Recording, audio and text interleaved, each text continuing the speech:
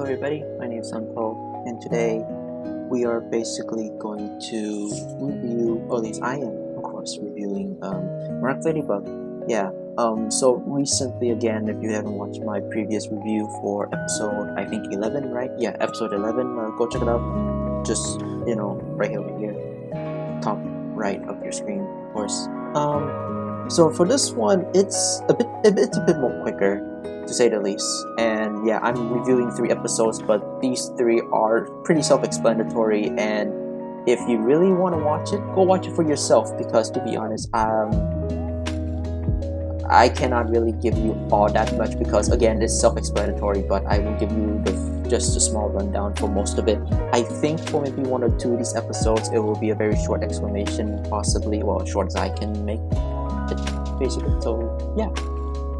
Of course, I'm also going to say this, that I think somewhere around at this point, I might have to stop showing my face. The only reason why is, for one thing, it's kind of a hassle to try to make myself look okay, and yeah, that's about it. Also, like, I'm not really basically in the mood to actually show my face as of now, so for, of course, like, just like for my gaming series, most of my gaming series on the channel, I'm not gonna show my face unless I feel like it, and currently right now, I'm not that, I don't really want to show my face, so like, yeah. So at the end of the video, if you didn't see my face, that's kind of the reason why, but for now, I don't know when I'm gonna show my face again, but I am gonna show it sooner or later, like maybe later down the line. But if you're watching for the rest of my other reviews, I'm just gonna show basically no face, and I'm gonna show the title card for the first one, and I will still have the music and some of the edits as well. So that's about it. Either way, let's get started with episode 13, Migration. Now, why not 12? I already reviewed 12. If you want to check that out, top right again. So Migration is basically episode 13 basically, and this is a Luca episode. Now normally, I think you guys know that Luca's not exactly the most popular character in the series, but like, I don't know, I like Luca. I don't know. I don't know everybody's opinions on Luca, but in this episode, well, spoilers, of course, and if you haven't noticed, again, spoilers from here on out, minor or major. I really don't know how much spoilers I can show, but yeah, I'm going to spoil the whole thing here, right? So in this episode, it's a Luca episode, of course, and at the end of the episode, he does actually leave. The writers did write him out of the story, almost similar to how they write off Alex. And trust me, I miss Alex. She is again my favorite character in Miraculous. But yeah, the way they write Luca out is actually a bit more better than how they treated with Alex, possibly. Well, that's my opinion. But yeah, here we go. So we're on the boathouse, basically, where Luca and the rest are actually just gonna tune up the band and stuff. Some of their friends are actually talking on the ship. Now, going through all that, Marinette does come in later and wants to talk to Luca about something. However, Luca knows that that's not what Marinette wants to talk about, and kind of just goes to a bit where the episodes go through for like maybe like a good 3 minutes maybe of the episode, which to be honest is a very funny thing, but kind of shows like how patient Luca is and how caring he is. And to be honest, like that does make sense. So basically, for the first few minutes of the episode, like, Luca just becomes like a therapist for at least a few characters that kind of went by through his room. So first is Marinette, of course. Marinette at this point is just trying to talk to Luca about her troubles with Adrian, and trying to confess her love, more like typical like Marinette stuff. Of course, knowing later that she's talking to Luca, her quote unquote, or her ex, right? Now that she's kind of just realizing this, is talking in front of Luca. Luca says like he's fine, of course, he got over it, but it does seem like Marinette has a hard time of actually trying to show her true feelings. That helps her a tiny bit. And then later Adrian does come in Adrian comes by to actually ask Luca to help him with his electric keyboard. Of course, the same thing is that Adrian really want to talk about this, but Adrian, what he really wants to talk about is how to get through Marinette, and tries to help her, like, you know, be more comfortable around him, and maybe if he really needs, he could change some things about himself so like Marinette could be more comfortable around him. But Luca's like, you know, you gotta be yourself and all that. So like, it's very typical. Also, I should remind you guys that earlier in the season, right? Earlier in the season, Luca does know the secret identities of Marinette and Adrian. So like as Ladybug and Cat Noir. So we do see some glimpse of that, and it will be shown throughout, like, later in the episodes, later in this episode, I should say. And it's actually pretty smart on how he does show it, but I think, well, I'll tell you just a tiny bit later. Then, after Adrian leaves, his father came in through the window as usual, and what he's doing next? Well, kind of simple, really. He did want to talk about, like, how his son is doing and all that, but then Lucas, like, is that really what you want to talk about? And then, like, what he wants is to be a better father, which, to be honest, this kind of is technically, like, one of the few father characters who actually want to improve, you know? So that's nice to see actually like a father, right? Or just a father figure wants to improve for somebody that they raised, or in this case didn't exactly raise, but like he wants to be a better father now. So that's actually pretty good. But luckily for us, Luca is very accepting, because, you know, he always wanted to be with his father even though all that happens. He's a very relaxing kind of guy and a pretty open-minded guy, gives people chances, and, you know, that's pretty okay. And then after this, we got like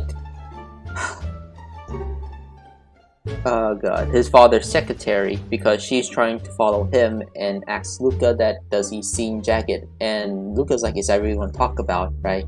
And basically what she's saying right now here is that she has these feelings for Jagged, that she doesn't really like him that much, but in her heart she does. So what does Luca say? Well, just follow your heart and, you know, follow your feelings, something like that. Just get it organized, and maybe you'll see that he's actually a pretty good person, not just the wild card that he is. And she's like, yeah, that's kind of true. Now after this, the producer comes in, right? The producer comes in trying to like drag back Jagged to like his business again, like for, I don't know, maybe the 5th time already, I don't know. But yeah, that's kind of about it. At this point in time, I will tell you this right now. The producer here, I forgot his actual name, but I'll just call him the producer because that's kind of what he is. I think that's what his title is, at least. The music producer. He wants to basically hire Luca and Kitty Rock. Yeah, Kitty Rock. Let's just say that of the contracts, like nobody reads the fine print, right? And then, you know, conflicts and shenanigans ensue. Basically, throughout this whole time, like he does get thrown overboard. He gets he gets thrown overboard like multiple times, and it continues on for maybe a bit too long. But it is a little funny how he just keeps persisting, and even though he's prepared for it, he's not exactly that mentally prepared either way. But of course, he just keeps coming back just to like get Luca, because Luca to him is just a cash grab as to, oh look, Jagged's son, so Jagged 2.0, so he's gonna do that. Also, the contracts means that he can fire the rest of the band except Luca, so he owns Luca now and stuff like that. This is where technically Luca's giving people second chances is gone to a conflict.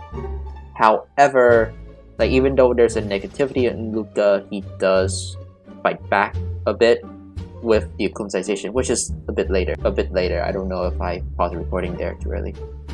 Luca knows that Hawkmoth was prying in his mind a bit too much, and you know, I guess Hawkmoth gave a lucky guess, and then, you know that Luca knows that the identities of Ladybug and Cat Noir, so he basically has to force out the Akuma, and yeah, he did it, right? But now Hawkmoth's too interested and he tries to take him now. Unfortunately, there was another negative energy, which is from the producer who was thrown off the boat again. And then he becomes Gold Record. I think that's the villain name. I really don't know, but his power is basically he can throw these record players, and anybody they touch will reveal their secret desires or secrets, basically, and sings them out loud. And to be honest, this is technically the first time that, well, maybe not exactly the first time, but majority of the time we'll hear some of these voice actors actually singing. So like there's no secondary voice actors to actually sing for these characters, it's just the voice actors themselves. And to be honest, most of them are pretty good. And shenanigans ensues and stuff like that. We get the little back and forth with the scuffles here and there. So yeah, that's kind of about it. The fights is very funny actually, and I'm not gonna spoil the fights and who actually like gets transformed into a record player. Also, he does have the power to summon portals, so any records he doesn't like, he just throws them up into space with a portal. So there's that. There is one thing I want to mention that does not exactly surprise me, but at least now we have confirmation. So this one is Rose, and Rose's confession is that she actually likes Juleka, and I don't mean like Juleka, I mean like loves her. And to be honest, in the song, it was like, yeah, her voice is not that good. Maybe, I don't know, maybe just my opinion, of course. But like, now we have confirmation that yes, she does actually like Juleka in that way because of how her song is describing her secret, basically.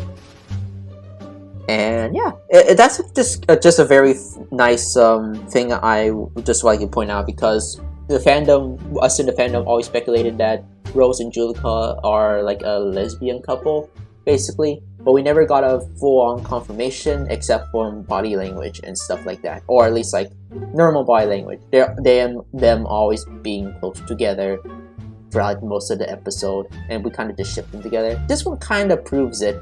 And while the words are not exactly there, since we have like, you know, hints that they actually do both like each other throughout, like, you know, their actions towards each other, how they talk to each other, and why they're always just standing next to each other. I mean, they're side characters, but so they don't really have that much to do, but they do have some episodes to themselves. And I think an episode in the series where like these two have a somewhat of a conflict, but it got resolved at the very least. And of course there's that river scene that we saw before, and it's actually just pretty nice.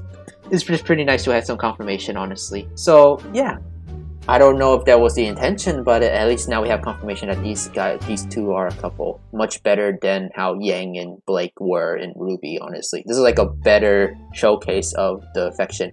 And of course, what's more is that Juleka does actually blush and turns away from this, which, to be honest, normally like friends would just be a little like shy about it, but don't blush about it. This is more like love. So I think Juleka knows like the intentions with those words that Rose is technically singing. Also, we do know about one secret with Juleka. Juleka is basically secretly depressed. And here's the thing, it's kind of funny in how edgy her lyrics are, but she is technically depressed. I would say because how her song is describing her feelings right now, at least her secret. And yeah, her secret is not like anything in terms of love or any embarrassments. It's just that she's depressed. It's very sad, but here's the thing. Juleka has always been honest and outgoing and always tells people how she feels on the inside. The only problem is that her voice is just very, very quiet, very low. That's why she mostly just murmurs, but she does actually say the truth most of the time. So, and never keeps anything a secret.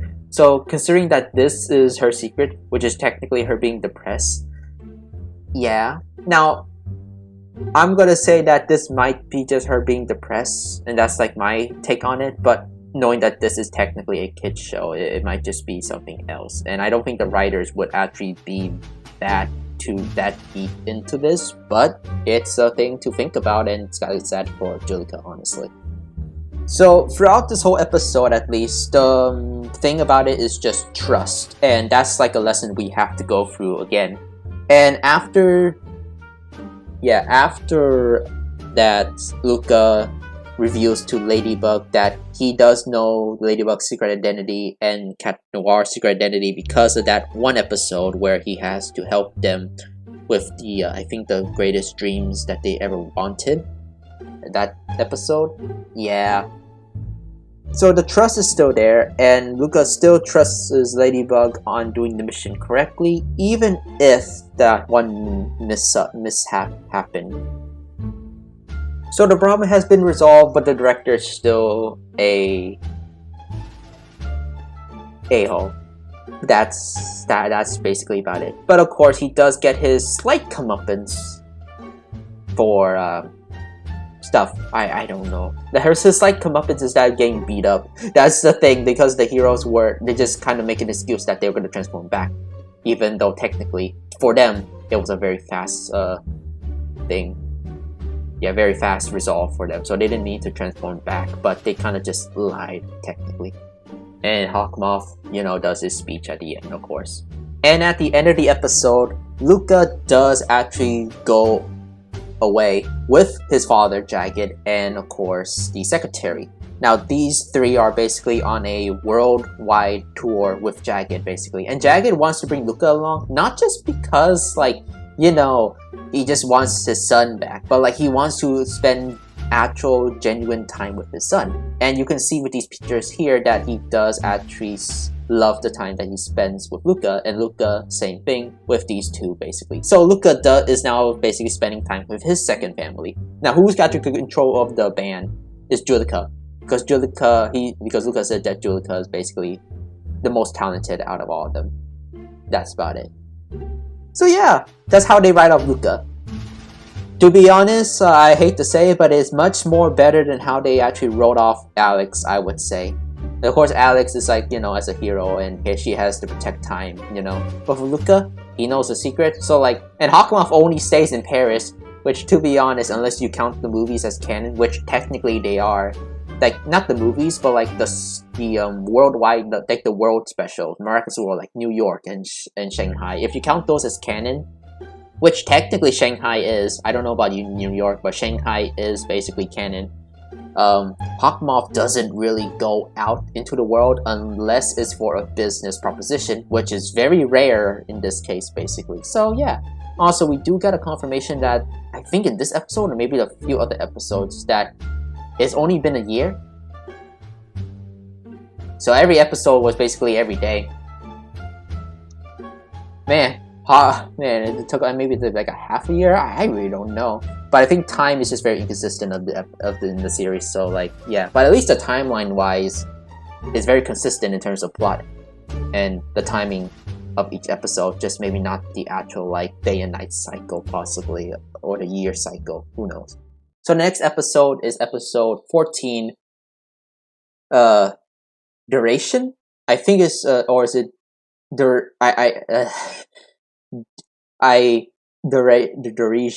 I think it's maybe Dersion. I don't know. I am bad at words. Please don't ask me. But yeah, this is episode 15. I'm losing count right now. Jesus Christ. I'm sorry. Just a bit a little tired here. But yeah, episode 14. And this is also a pretty short one. So basically today, Adrian invited Marinette to go to the pool with him, and of course Marinette was happy to accept it. Unfortunately, Marinette is afraid of the community pool, or should I say she's afraid of the pool? Maybe, or is it just the act of swimming? or something else. I really don't know. We never saw Marinette actually gone to the pool fully before, so that's one way. And once she's in her like, you know, ladybug transformation, she doesn't really have this phobia or fear, because maybe the adrenaline of having to protect people. But this is the first episode that I think might be an inconsistency with her character. But this episode explains a lot about Marinette herself. This episode basically explains why she's the way that she is, and why she isn't, like, why is she so creepy. I think this only explains her creepy factor, and not because how she's so perfect at the whole time. But basically, this kind of chalks up to a debate that I don't think I have anywhere on it, but sorry, just go drink some water there. Yeah, I don't know what to say. It's a very, very good episode that actually just explains like Marinette's past. And I'm gonna say this, kind of sad that this episode is majority like flashback, but yeah. Okay, here we go. So basically, Marinette does run away from the pool, and of course Kim's girlfriend and Adrian were wondering like why, and Kim here just wants to tell them the whole story. And to be honest, this also correlates to Marinette's flashback.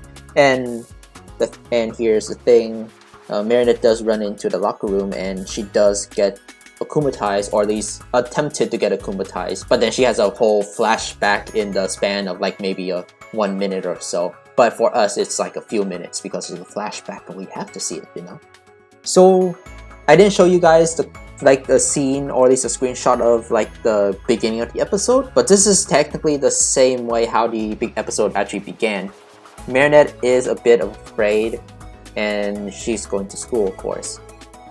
And in reference, this is 1 year ago. I'm not kidding. This is 1 year ago. And to be honest, it makes sense. But Jesus Christ, it's only been 1 year. Oh dear. But yeah, Marinette is actually your actual,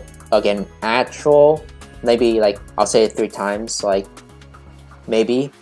I don't know, but I might not saying it, but normally I would say 3 times just to get it clear. But like, yes, she's just a normal teenager. Like a normal female teenager. A teenager who actually likes the jock. She is that type of girl in the past. She's not like that girl who's actually self-aware most of the time, kind of, except of love. But she is just basically like your average, like, female teenage high school girl. Honestly, the girl who likes to be with the jock, and does get a bully most of the time. So she's technically like side character status in terms of this episode. I mean, in terms of the series, but like, you know, it is what it is. Throughout this whole episode, we see that Chloe has always been a bully. Always has been a bully to everybody, basically. And I should say this also, Kim is also still a bully. And I mean, like, we all know that Kim is basically the jock and he's also the bully. But this is like very typical how they always been, basically. Kim was always been a bully.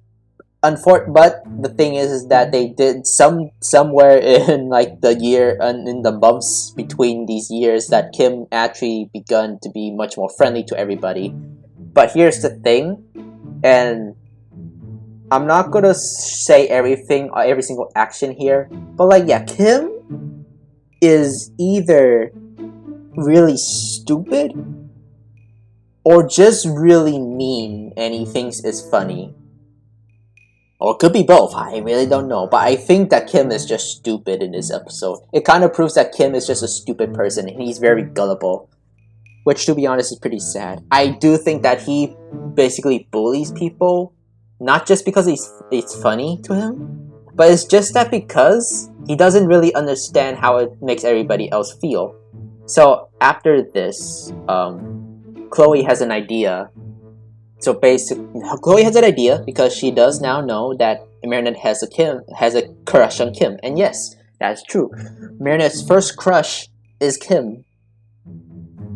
It's weird, but at the same time, considering that this is like beforehand with context in the future of this episode, like further on in this episode, like yeah, it makes sense. Marinette would actually be the type of girl who likes the jock because he's big and strong and he's kind of funny.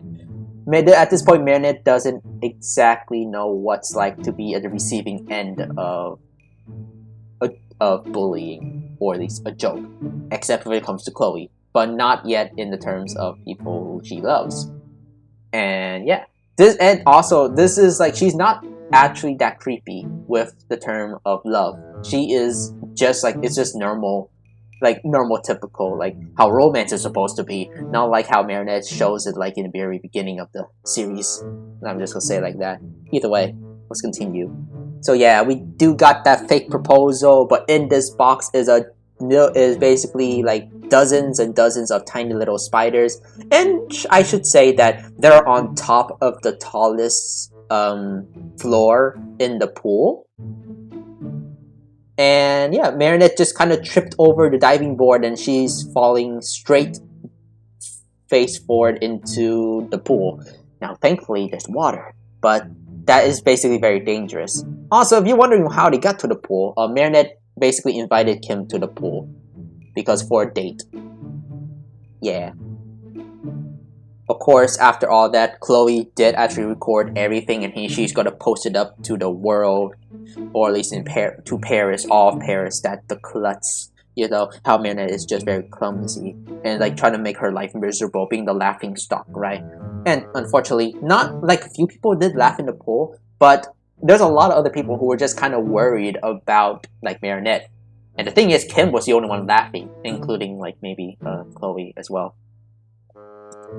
Oh yeah, so if you guys don't remember, there's this character, this is Marinette's like old best friend from the year before. She's not in the school anymore because she graduated.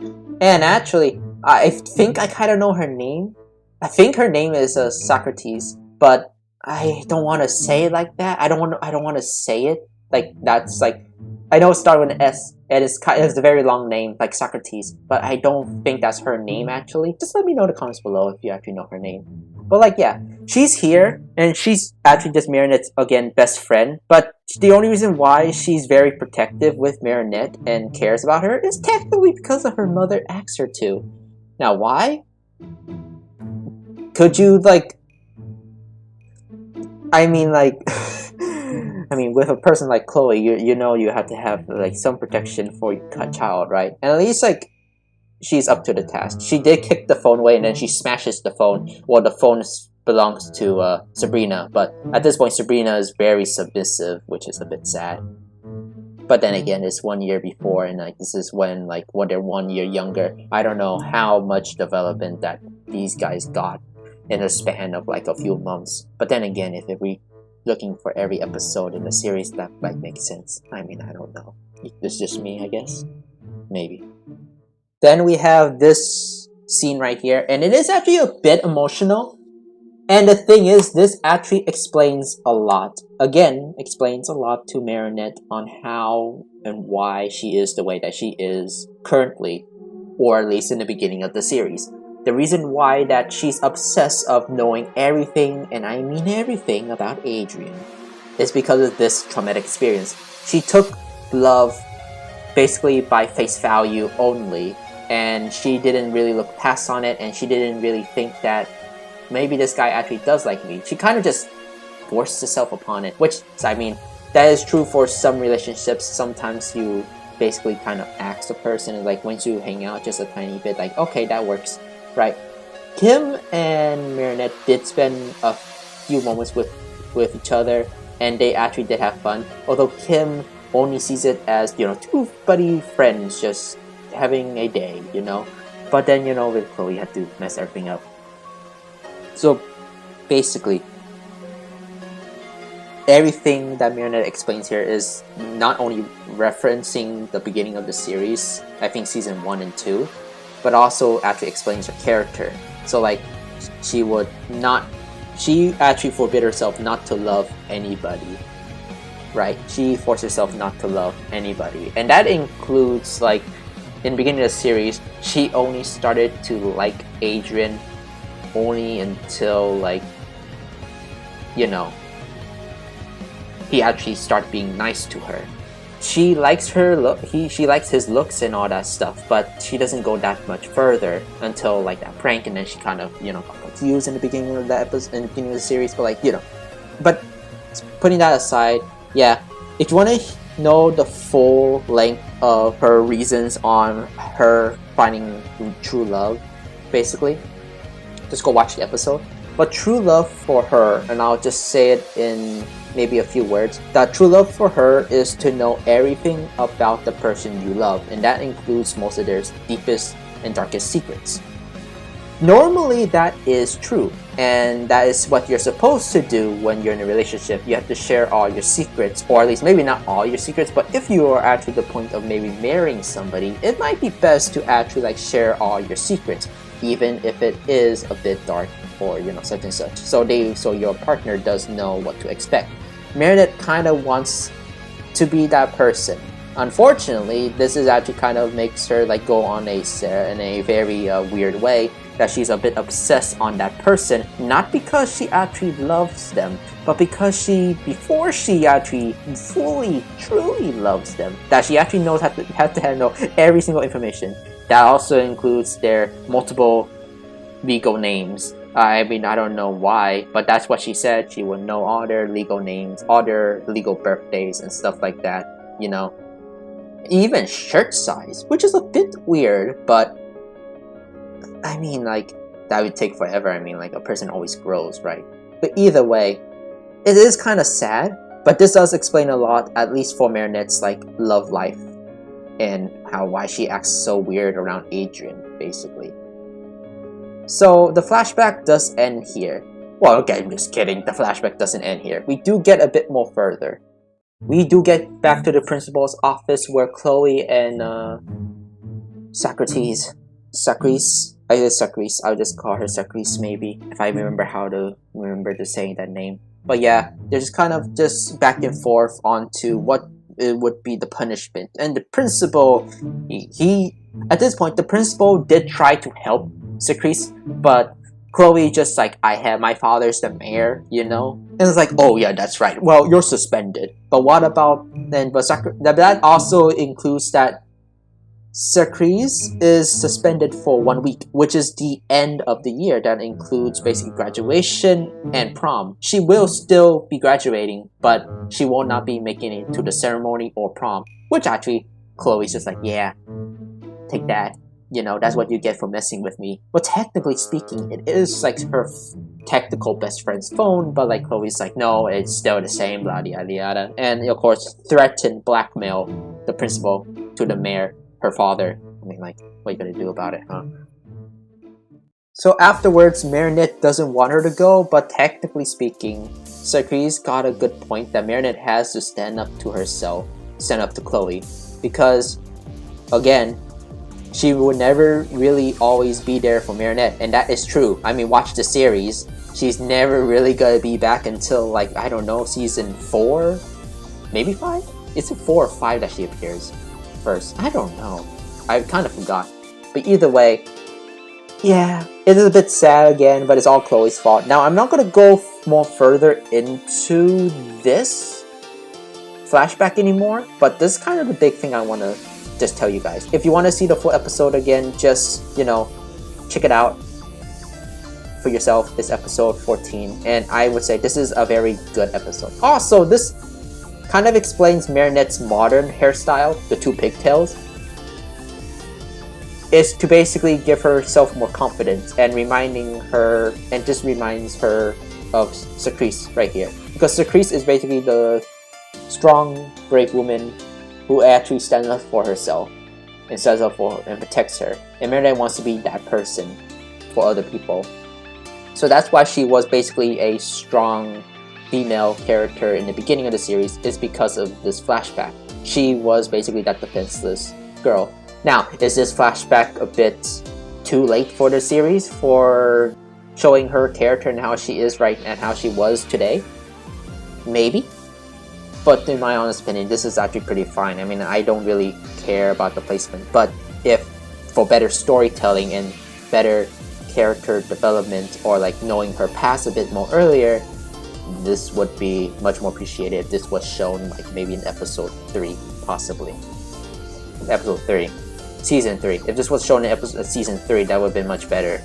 Or 2, basically. But hey, it is what it is. We got it right now. That's pretty good. Oh yeah, I forgot. Since that was all just like flashback, and now we got the second half of the episode, which is the villain stuff. Now Kim does get akumatized. He does get akumatized to being that Cupid guy again, but now everything and using the powers of like the monkey Miraculous, because you know Hawkmouth gave it to him, or at least in this case Monarch. Kim now has the ability to make everybody have the same sense of humor as himself. And things get a little chaotic. Also, I should say that before all this, his girlfriend and Adrian were kind of mad at him for thinking that like that practical joke on Marinette, the prank, was actually pretty good. It was not good. It kind of hurt her feelings, and now Adrian knows why she basically acts so weird around him. I guess Kim is actually at least not dense enough to know why like Marinette is the way that she is. I just think that he just thinks it's not very important because it's not about him, you know? Cat Noir has a murderous tendency right now. Throughout this whole fight, at least for the first, I think, 2 minutes, you'll see that most of Cat Noir's hits send shockwaves. And while they're not big shockwaves, I mean, they knock up dust, they push away dirt. Jesus Christ. Even the air has a shock. Even the kick that he does to the akumatized Kim in the air, you will see like I think that broke the sound barrier too, which, to be honest, you know that Captain Noir is getting serious on that. It was just giving me goosebumps to seeing how that Captain Noir was going for the kill again. But of course he has to remain calm and do this professionally. Unfortunately, Captain Noir does get shot by Kim and becomes a prankster. Jesus Christ, anymore, and then he'll just be like a actual better written Shigaraki, honestly. But don't worry, the day is saved. How is the day saved? I'm not gonna tell you because you guys have to watch the episode for yourself. There's not really that much to talk about for most of these 3 episodes again. But like I talk to you guys the majority of the first episode, and this second episode I mostly just tell you guys about the flashback, because the flashback is actually the only important one. Yeah, the flashback is technically the only important one of the episode, but I'll tell you right now that it's best to just watch the whole both of those episodes fully, because the next episode after this references these 2 episodes, basically their battles specifically. So at the end of the day, they all just made up and they're all friends. Before they kind of just convinced Kim a tiny bit more that what he did was wrong, and Kim basically admits it that he was in the wrong, and hoped that Marinette after all this time could forgive him. And Marinette does, because you know Kim changed a lot as a person. He's not the same person that Marinette once knew, and that's kind of like a true fact. Honestly, he's not a bully anymore, and he is more self-aware. Unfortunately, I do believe that Kim is just very stupid, and I think he's now less stupid, which, to be honest, is good by me. Oh yeah, we do have a post-credit scene. Honestly, or not at least post-credit, like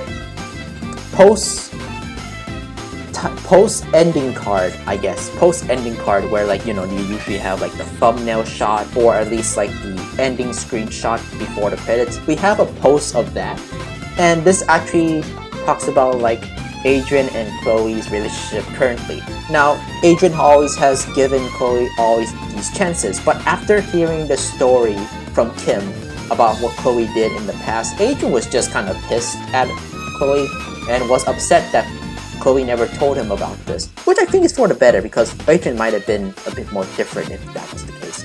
But yeah, Adrian was angry. He basically doesn't want to be involved with Chloe ever again, even though he says it multiple times. But I think this is actually for the honest truth, because at this point in time, Adrian is basically more in line with Marinette at this point. And of course, he knows Chloe for what she is multiple times already, and this is basically the last thing that broke the camel's back for him. And at the end, Chloe's final line, at least maybe the final line of this episode, is Chloe saying traitor behind Adrian's back. Now, what does this imply? I really don't know. But at least we do now know that their relationship is basically non-existent anymore. Also, there's Sabrina's also here, but you don't see her. Sabrina does actually hear Chloe's like terrible truth about how she feels about everybody, and she is a bit upset, but she kind of has to. Obvious reasons. Blackmail. You know. Okay, now this episode is...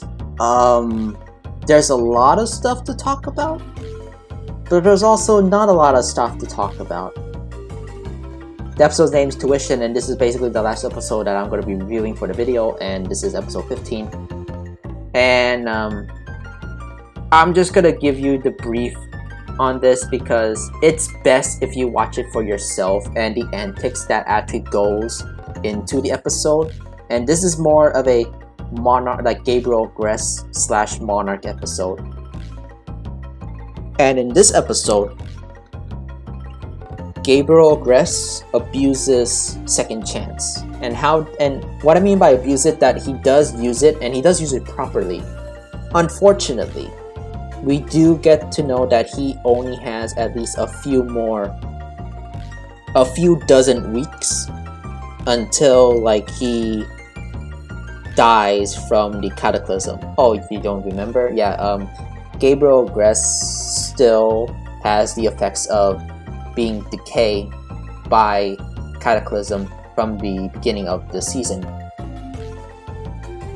Oh boy. And after that, like, he thinks like, maybe I should spend more time with my son, you know, because, you know, Natalie got a good point. Unfortunately, Adrian and Marinette like basically talk about like the new event that's coming on, which is Max's mom going to space, and that is basically the episode. And Gabriel is basically having been through a lot of pain, and like, oh, interesting, you know. So like he has one last plan. Maybe he could just try to separate these two from each other, because every time they fight, it's always been together. So he's trying to separate them, which did work. Unfortunately, things did not go his way even before his plan was ever taken into action. Before that, I just want to show you that in the beginning of the episode, we have a flashback about the two fights specifically. We have a fight with the ice cream man, the ice cream monster again. And there were 3 different scenarios. The third scenario is the one that actually happened originally. The other 2 scenarios were the old things that actually happened. Because the reason why we never seen those 2 previous situations, previous outcomes, is because Hawkmoth used second chance. We never saw it, but he always has second chance on him at all times, technically speaking. It might be a bit inconsistent, but I feel like that's a bit smart. Of course, we have the second episode that was referenced, which is this one, the one that was the last episode. So basically, to get into the space program, which is what I basically talked about like earlier, the space program thing, that Marinette and Adrian were going to support Max because, you know, his mom is going to be up there, right? To test out the new AI spaceship. Hawkmoth wants the code to that spaceship, so he talks to the old new business partner, Tsurugi, and let's just say that he used second chance to manipulate her a few times until he kind of gives up and just says the absolute truth, which actually worked. Now, if only Hawkmoth actually didn't spend like second chance like at least 5 times, that maybe he would actually, you know, make this a bit more faster. Now, here's the thing, and this is gonna be a trend, and I'm not gonna talk more about this episode because it's best if you guys watch this for yourself, and which it is a very, very good episode, right? It's a very good episode. It's just that I can't really talk about it because it's just kind of simple and it does repeat itself kind of multiple times. This is the first time, and then the second time was with the battle, and with Hawkmoth slash Monarch trying to basically manipulate the AI, but the AI was always going to the same conclusion, that there is something going on here that is sus. I can't believe I say that, but yeah, that kind of failed. And the reason why I don't want to talk about this episode fully is that Hawkmoth basically did this all for nothing. At the end of the episode, okay, so here's the thing. There was a technically climactic fight. Not really, but like it was a kind of a good action sequence, but there's not much fighting in this one, I would say. But you see Hawkmoth Monarch just kind of lying here. The reason why is because he is very, very tired. He's been using second chance for, I don't know how many times he actually used second chance. My guess, maybe he used second chance like 20, 30 times, you know? But here's the thing. Because every time he used second chance, it didn't reverse his effects of the decay. The decay on his body basically sped up because of the multiple uses of the Miraculous's powers. And since, in a technical term, because that second chance, the power of the snake, can be used indefinitely, we don't know how many times that he truly uses it, but it sped up his process, now actually degrading the life that he has, which is to be expected only a few more days. Suck to suck, but to be honest, he brought this to himself. Yeah, and knowing the truth, he has only a few moments left and few days left to know what he has to do now. And so it's now up to him. After this, we do get a speech with Captain Noir and Ladybug out in the sunset, but it's not really that important, at least to me, so I'm not going to explain it.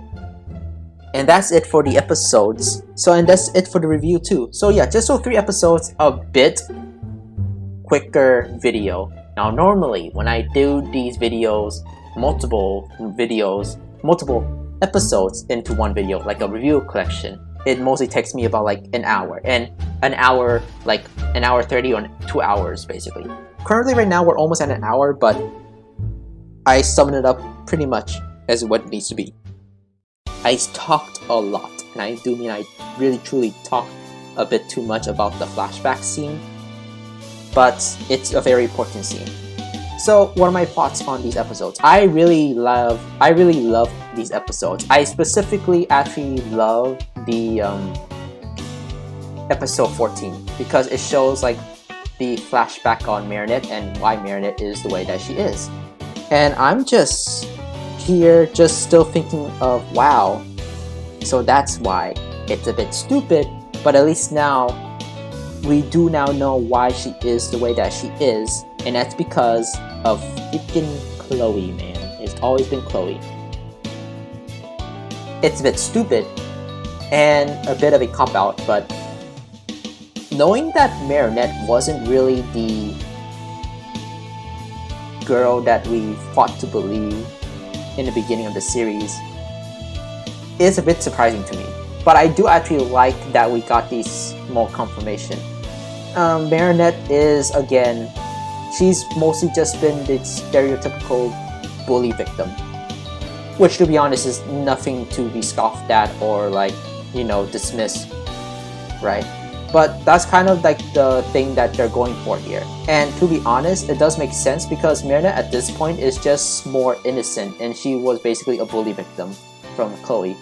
And since Chloe is basically the master bullier, I guess, she kind of manipulated everybody, especially the jock, Kim. God. Oh, God. Again, I can't really say much, as I cannot really say these 3 episodes justice because for 2 reasons. One, most these 3 episodes are specifically like you need to be there to watch it. Are they good episodes? Probably not, but to me personally, I think they're actually maybe not the best, but currently one of the good episodes of Season 5. I bet you most of you Luca haters would actually love the Luca episode 13, because you know he actually finally leaves. So like yeah, there's that. So how do I rank them? Again, it's always been out of 10. So for the Luca episode again, I really do like it. I think I might give it just a 8 out of 10. I do think there might be a tiny bit more, and the only reason why is because at the end, I feel like they really just need to stretch the belief, stretch the realism to the powers and the power of music, because Jesus Christ, like because Luca's secret is very simple, but since Luca is a musician and a songwriter, it would make sense that he would actually have a lot of lyrics describing his feelings on this secret, which is a very big secret, which he repeats a few times before he actually says the secret, and just coincidentally the villain got stopped before he actually finally says the secret. It's a bit of a cliche, but you know, I still like it, and it's still a very good send-off to Luca, basically. And at least he's with his family. I'm kind of wondering what Alex is actually doing right now, at least in the series. I mean, I don't know.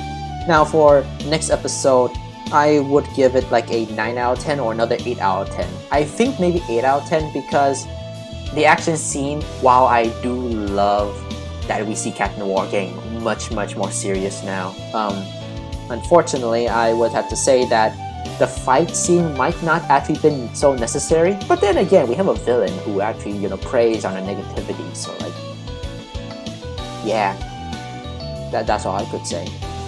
Now, the thing is that the flashback scene itself was actually very good, and it does explain Marinette's character a bit more. Personally, for me, I do think it explains a lot more of her character just besides her love life, how it is currently in the series with this flashback. But it also kind of shows why is she so so, you know, self-supported. What I mean by that is like she's strong-minded, she stands up for herself a lot, she stands up for others, like she's like the perfect character. And this episode, this flashback that she has, does explain a lot of the problems that most people have, like why is she so perfect? That's kind of the reason why. Because she has one friend who stand up for her, but nobody else. But that friend always was with her, helping her throughout the time before she has to leave. So Marinette wants to be that person for everybody else. And that's the reason why. Does that explain why she doesn't have like karma for most of the bad stuff she's done? Not exactly, but to be honest, I don't really believe on the thing like she never gets punishment for her actions. I don't truly believe that. I do believe she does get punished, even if it's minor or like not almost like, you know, just only for a few seconds and forgot about for like the next episode. Again, it's technically an episodic series, and honestly, that's all I could say, because it's an episodic series, and oh boy, it's just kind of simple, and I don't think like, you know, it's supposed to be staying like that. It's supposed to like, you know, have her like a full punishment. I know that some shows do show a full punishment, but those are like for minor stuff. For these bigger stuff, usually it's her as Ladybug, usually trying to fix it, trying to like, you know, say sorry for what they do, or like have them see a new light and see that they're going through a bit too much on it. And that's basically sometimes true for these episodes. I don't want to get more into it because, to be honest, we'll be here all day. the third episode. I like the episode. It brings up a lot more tension. 7 out of 10. I don't know why, it's just a 7 out of 10. It's not the best, but it's not the worst. It is engaging, but technically it's all up for nothing. So like 7 out of 10, could be a 6 out of 10, maybe 6.5 if I'm maybe a bit more generous, but like, no, if I'm just more fair, it's maybe 6.5, but 7 out of 10, because I'm generous. For this series, honestly. I do love the episode, honestly. And seeing Hawkmoth basically kind of having his comeuppance, it's just kind of a bit funny, but also kind of sad in this episode. Maybe 6.5 might be better. Either way, that's it for the episode. I mean, this episode. And, no, okay. Let me try that again. So that's it for the review. And that's it for the review. So I'm going to be watching the rest of the episodes next. And we're going to start from 17 and 18. I already did 16, but yeah, we're doing 17 and 18. I think I'm only going to be doing 17 and 18 for the next video, and I think those two also might be short, I don't know, but yeah, and we're almost at an hour, so before it actually hits like an hour. My name is Sampo, and I'll see you guys next time. And don't worry, I think these videos would be a tiny bit more shorter since I will not be showing my face, but yeah. Hopefully you don't mind me not showing my face. Currently right now on the channel, I'm just not really feeling it. Not really wanting to show my face for now. It's not because I'm self-conscious, it's just that I just don't think I should, at least not right this moment now. Maybe sometime in the future. But until then, take care, and I'll see you guys on the review for episode 17 and 18, and possibly 19, or maybe even 20, I don't know. I do know we're already at the point of the finale, but that's not English yet, so we'll see.